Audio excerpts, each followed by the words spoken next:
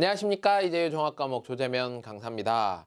자, 현대사회. 지난 시간에 여러분 우리가 소비자 문제나 노동 문제에 대해서 공부를 했었어요. 복습 잘 해두시고요.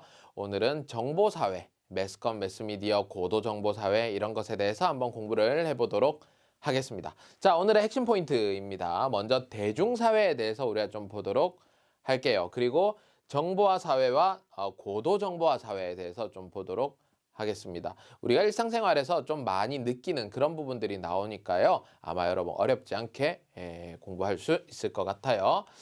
자, 먼저 대중사회라고 하는 개념이 나옵니다. 대중사회는 민주주의와 미디어 발달로 생활이나 의식이 획일화된 대중에 의해서 움직이는 사회를 대중사회라고 합니다. 우리 미디어나 이런 거 발달해서요. 상당히 여러분 획일화되어서 움직이는 경향이 있죠. 됐나요? 이런 것들이 전부 다 대중사회고요. 대중사회에서는 엘리트에 의한 지배가 이루어진다는 것이 특징입니다. 그러니까 사회 지도층에 의한 지배가 이루어지는 거죠. 대중사회의 뭐 굳이 반대말을 이제 이야기하자면 엘리트에 의한 지배가 이루어지는 대중사회의 반대는 귀족사회, 뭐 이런 사회가 되겠죠. 그죠? 자, 사회집단이라는 개념도 한번 보겠습니다. 같은 가치와 목표에 기초하여 공통의 규범으로 상호작용하는 사람들의 집단, 이걸 사회집단이라고 이야기하는데요. 기초집단하고 기능집단으로 구분할 수 있어요. 기초집단 같은 경우에는 여러분 자연적으로 만들어진 집단을 이야기하죠. 예를 들어 가족이나 이웃이나 지역 공동체 같은 어떤 목적을 가지고 만들어진 집단이 아니고요. 자연스럽게 만들어진 집단입니다. 그리고 기능 집단은 인위적 파생적으로 발생한 집단이죠. 학교, 그다음 병원, 정당, 기업, 노동조합 이런 여러분 어떤 목적을 가지고 만들어진 집단을 기능 집단이라고 이야기합니다. 크게 여러분 읽어보면 어렵지 않은 것 같아요. 그죠? 다음 넘어가겠습니다. 자, 이 대중사회에 대한 아주 유명한 이제 두 분의 학자가 나오는데요. 처음에는 데이비드 리스먼이라고 하는 사람이 나옵니다. 이 데이비드 리스먼이라고 하는 사람은 미국의 사회학자로서 고독한 군중이라는 이제 책이 있는데요. 이 사람이 여기에서 뭐라고 이야기하냐면 대중의 사회적 성격을 다른 사람 의견과 비판에 민감한 타인지향형이라고 이야기를 합니다.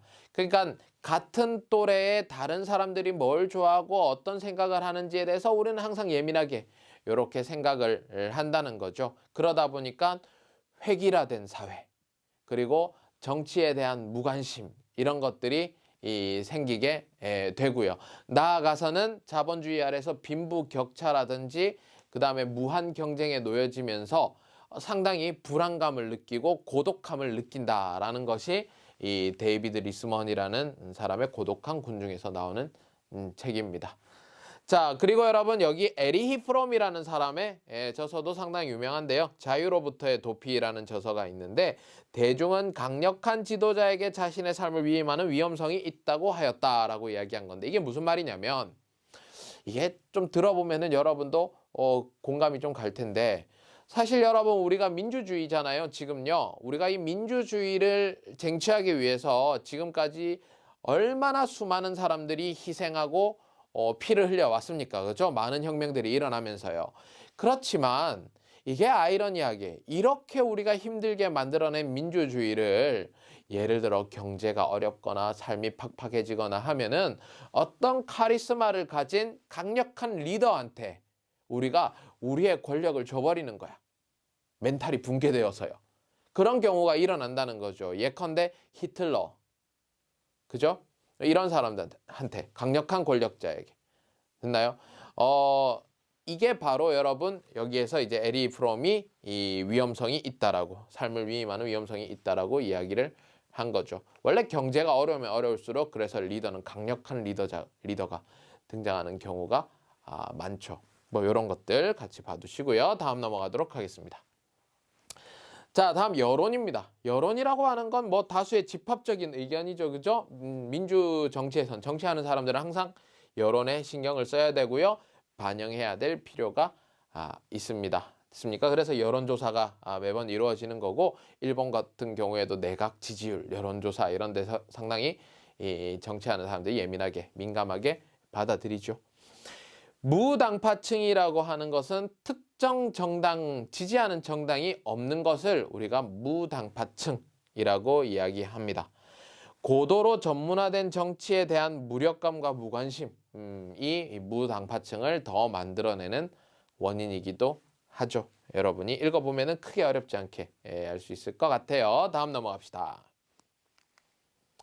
자, 다음 정보화 사회입니다. 그리고 여러분 매스 커뮤니케이션이라는 것이 등장하고요. 이걸 여러분 흔히 줄여서 우리가 매스컴이라고 이야기를 하죠. 신문, 라디오, TV 등 매스미디어에 의해서 불특정 다수에게 대량으로 정보를 제공하는 것을 우리가 매스 커뮤니케이션이라고 이야기를 합니다. 그러니까 여기에 있는 신문, 라디오, TV가 여러분 뭐예요? 매스미디어인 거죠. 됐나요? 매스미디어인 거고요. 이 신문, 라디오, TV 등의 매스미디어의 특징도 한번 보도록 할게요. 여러분 요거 보면 좀 공감할 수도 있을 것 같은데요. 자, 매스미디어의 특징 첫 번째, 오피니언 리더입니다. 매스미디어는 여론을 조작, 유도할 수 있으므로 사회에 큰 영향을 미치죠, 여러분. 맞습니까? 뭐 하나 TV 방송으로 한 것이 사회 전체에 엄청나게 많은 영향을 미치는 경우도 있고요. 됐습니까? 그 다음에 매스미디어는 두 번째, 센세이셔널리즘이라는 특징을 가지고 있습니다. 이게 뭐냐면 사건 등을 과장해서 보도하는 겁니다. 보도하는 거예요. 정보의 내용을 과격하게 만드는 거죠. 그게 밑에 있는 상업주의하고 여러분 또 연결이 돼요. 왜 그러면 정보에 대해서 그렇게 과격하게 만들어내는가? 과장해서 이야기를 하는가? 그건 밑에 있는 커머셜리즘도 한몫을 합니다. 상업주의라는 거죠. 매스미디어는 민간기업이잖아요. 민간기업이다 보니까 여러분 이게 건전한 여론을 만들어내고 건전한 언론이 되어야 되지만 한편으로는 상업과 영리를 추구해야 되는 부분도 있는 거죠. 그래서 상업과 영리를 추구해지기 쉬워지다 보니 아무래도 상업주의, 커머셜리즘에 빠지는 경우가 많다라는 겁니다. 특히 뭐 우리나라도 요즘에 인터넷 뉴스 같은 경우에는 여러분 엄청 자극적으로 우리가 만들어내는 경우가 많잖아요. 그죠? 선생님도 맨날 속아요. 네. 뭐뭐 했더니 뭐 끔찍 뭐 이래가지고 클릭해서 들어가고요. 이런 경우가 많은데 네. 이런 커머셜리즘이 있습니다. 그 다음에 매스미디어는 제4의 권력이라고 해서 여러분 입법, 사법, 행정에 대등한 권력이라고 볼 수가 있죠. 특히 독재국가, 뭐 독일의 나치즘이나 북한 등에서는 이런 매스미디어를 통제하고 이용하고 사회, 국가의 사상을 유지하는 데 이용하는 이런 도구로도 사용이 됩니다. 이런 것들이 이제 매스미디어의 특징이라고 볼 수가 있겠네요. 자, 이번에는 뉴미디어라고 하는 것이 나와요. 뉴미디어가 뭐냐면 앞서 매스미디어는 여러분 어떻게 보면 일방적으로 정보를 제공하는 거잖아요. 그죠? 하지만 여기 나오는 뉴미디어는 컴퓨터, 인터넷, 휴대전화의 발달에 따라서 상방간 전달하는 걸, 이 전달이 가능한 것을 뉴미디어라고 이야기하고요. 이 뉴미디어가 발전한 사회를 고도정보화 사회라고 이야기를 합니다. 그러니까 앞서 여러분 매스미디어가 발전한 사회를 정보화 사회라고 이야기를 하고 뉴미디어가 발전한 것은 고도정보화 사회라고 우리가 구분을 하는 거죠. 일본 같은 경우에도 여러분 IT 기본법을 만들어 가지고요. 요 고도정보화 사회에 발맞춰 가지고 이제 나가고 있는데 고속 인터넷 정비, 전자상거래 촉진, 전자투표 이런 것들을 이제 행정에 활용하기도 합니다, 여러분. 일본도 여러분 많은 섬으로 되어 있는 나라치고는 인터넷이 상당히 빠른 편에 들어갑니다. 했나요? 전자상거래가 이제 흔히 일본어로 이코마스라고 이야기를 하는데요. 뭐 전자상거래 이제 인터넷으로 사고 파는 걸 이야기하죠. 그리고 전자투표 같은 경우에는 일본 같은 경우는 지방선거에서 전자투표를 도입하는 곳이 있습니다.